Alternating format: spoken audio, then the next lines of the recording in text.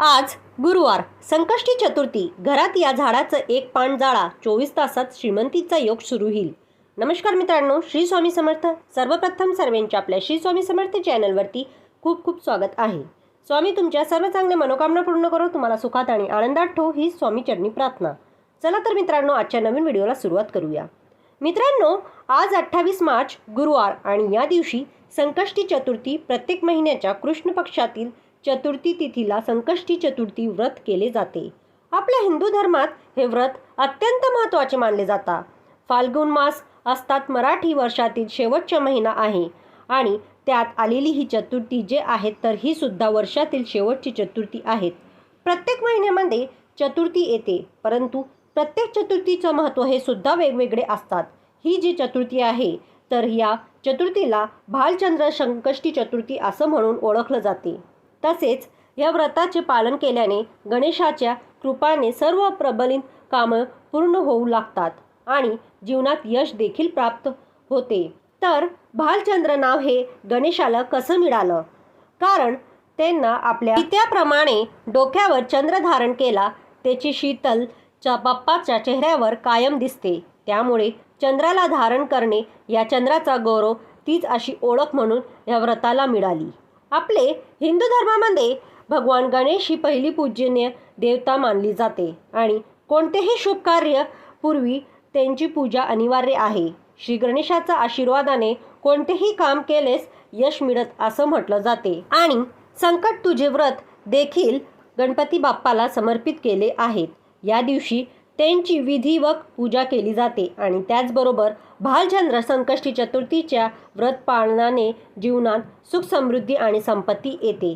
त्याचबरोबर कोणत्याही कामात येणारे अडथळे देखील दूर होतात आणि यशाचा मार्ग खुला होतो आणि म्हणून त्या दिवशी अनेक प्रकारचे उपाय आणि सेवा केले जातात. तर पहा, आज आपल्याला आपल्या घरामध्ये या एका झाडाचं पान हे जाळायचं आहे. हे झाडाने आपल्या घरातील गरिबी दरिद्री ही संपूर्णपणे नष्ट होईल. घरामध्ये श्रीमंतीचा योग सुरू होईल. पैसा म्हणजे लक्ष्मी ही आपल्या घरामध्ये स्थिर राहील. पैशांच्या सर्व अडचणी दूर होतील. तर पहा, आपल्याला हा उपाय सकाळी किंवा संध्याकाळी करायचा आहे. तुम्हाला शक्यता तुम्ही सकाळी करू शकतात किंवा तुम्ही संध्याकाळी केलं तरी सुद्धा चालेल. हा उपाय आपल्याला का करायचा आहे? तर आपल्याला हा उपाय आपल्या घरातले गरिबी त्याचबरोबर दरिद्री दूर करण्यासाठी, घरातील नकारात्मकताही नष्ट होण्यासाठी. बऱ्याच वेळा तुम्ही बघितलं असेल, आपल्या घरामध्ये पैसा टिकत नाही, पैशाला पैसा लागत नाही. पैसे येण्याचे मार्ग हे खूप कमी असतात, परंतु परिसरांचे मार्ग हे खूप जास्त असतात. अनेक वेळा आपल्या भरपूर पैसा येतो, परंतु पुन्हा पाण्यासारखा बाहेर निघून जातो. लक्ष्मी प्रसन्न होते, परंतु ती स्थिर राहत नाही आणि यामुळे आपल्याला वारंवार आर्थिक अडचणीचा येत असतात. बऱ्याच वेळा आपण कष्ट आणि मेहनत करत असतो, परंतु आपल्या कष्टाला आणि मेहनतीला नशिबाची साथ मिळत नाही. म्हणून आपल्याला कष्टाच्या फळ आपल्याला मिळत नाही. अशा वेळी काही उपाय जर केले तर आपल्या नशिबाची साथ आपल्याला मिळत असते आणि आपल्या कष्टाचं फळ देखील आपल्याला मिळत असते. तर पहा, आपल्याला वास्तुशास्त्रामध्ये अशी काही झाडं सांगितलेले गेले आहेत की त्यामध्ये साक्षात देवी देवतांचा वास असतो. ती झाडं देवदेवतांचं सुद्धा अतिशय प्रिय आहेत. ही झाडं आपल्याला आजूबाजूला सुद्धा असतात आणि जेव्हा काही विषय तिथी असते तेव्हा तिथीला त्याचा घरांना स्पर्श करणं किंवा त्या झाडांच्या संबंधित काही उपाय जर केले तर त्यांचा आपल्याला चांगलं फळ मिळत असतात. म्हणून आजच्या दिवशी आपल्याला एक रुईचं पान जे आहे तर ते घरी घेऊन यायचं आहे. जी पांढरी रुई असते, ज्या रुईला पांढरी फुलं येतात, तर त्या रुईचं एक पान हे तुम्हाला घरी आणायचं आहे. हे पान तुम्ही घरी आणल्यानंतर स्वच्छ धुवून काढायचं आहे. यानंतर या पानाची तुम्हाला पेस्ट बनवायचं आहे.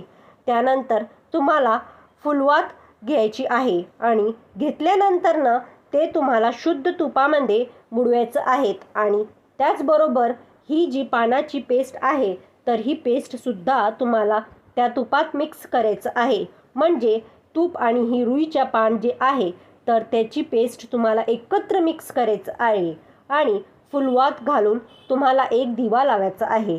हा दिवा तुम्ही अगदी मातीचा दिवा घेतला तरीही चालेल, कणकेचा दिवा घेतला तरी सुद्धा चालेल, किंवा तुम्ही तो नेहमी दिवाळी घरामध्ये वापरतात तो दिवा तुम्ही घेतला तरी चालेल.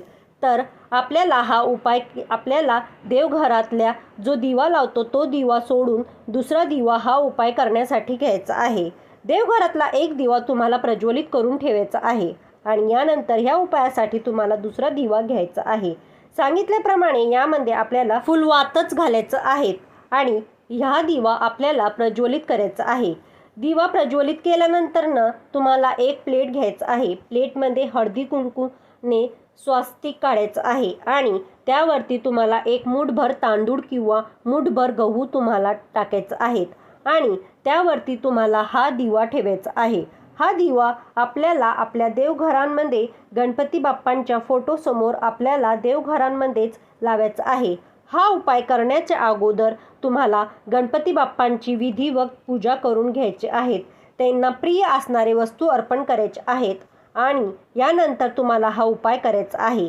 कोणतीही उपाय करण्याच्या अगोदर आपल्याला बाप्पाची उपासना करणं खूप महत्त्वाचं असते. यामुळे आजची चतुर्थी जी आहे तर ती बाप्पांना समर्पित आहे. यामुळे सर्वप्रथम बाप्पांची विधिवत पूजा बाप्पांची उपासना करायची आहे आणि यानंतर जे काही उपाय आणि सेवा आहे तर ते आपल्याला करायचं आहे.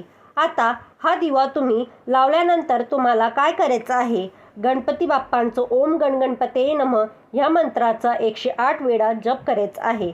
यानंतर दोन्ही हात जोडून बाप्पांना प्रार्थना करायची आहेत की तुमचे घरातील नकारात्मकता, इडापिडा ही घराबाहेर जाऊ दे करता अखंड लक्ष्मी नांदू दे, त्याचबरोबर घरातील सर्व पैशांची अडचणी दूर होऊ दे, अशी तुम्हाला प्रार्थना करायची आहे. यानंतर तुम्हाला काय करायचं आहे, संध्याकाळी पुन्हा तेव्हा थोडंसं तूप टाकायचं आहे आणि हा दिवा तुम्हाला प्रज्वलित करायचा आहे. जर तुम्ही सकाळी हा उपाय केला तर संध्याकाळी पुन्हा त्यामध्ये तुम्हाला थोडंसं तूप टाकायचं आहे आणि दिवा तुम्हाला प्रज्वलित करायचा आहे.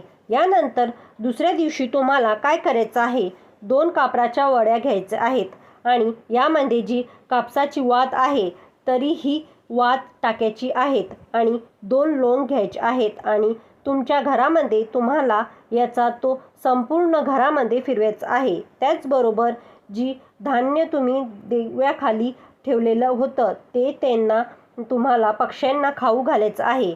असं केल्याने बघा आपल्या घराचे सगळी नकारात्मकता, वाईट शक्ती, दोष हे दूर होतात आणि घरामध्ये अखंड लक्ष्मी ही नांदत असते. रुईच्या पानामध्ये देवी शक्तीचा वास आहे. हे पान आपल्या घरामध्ये चाळल्याने आपल्या घरातील नकारात्मकता हे दूर होते. त्याचबरोबर हे रुईच्या पान जे आहे तर हे भगवंत हनुमंताला अतिशय प्रिय आहे.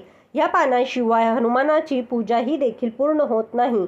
यामुळे जर आपण या दिवशी हा उपाय जर केला तर निश्चितच आपल्याला फळ प्राप्त होत असते. तर मित्रांनो, ही माहिती कशी वाटली? जर ही माहिती आवडली असेल तर व्हिडिओला लाईक आणि चॅनल सबस्क्राईब करायला विसरू नका. जर मित्रांनो तुम्ही चॅनलला नवीन असताना आणि चॅनलला सबस्क्राईब नसेल करेल तर प्लीज चॅनलला सबस्क्राईब करा आणि बाजूला बेल आयकनचं बटन आहे त्यालाही क्लिक करा, जेणेकरून आमचे नवनवीन व्हिडिओ तुम्हाला ऐकायला मिळतील आणि त्याच्यामुळे आमचंही प्रोत्साहन वाढेल आणि आम्ही तुमच्यासाठी असे नवनवीन व्हिडिओ आणत जाऊ. तर मित्रांनो, व्हिडिओ शेवटपर्यंत ऐकल्याबद्दल खूप खूप धन्यवाद. श्री स्वामी समर्थ. जय जय स्वामी समर्थ.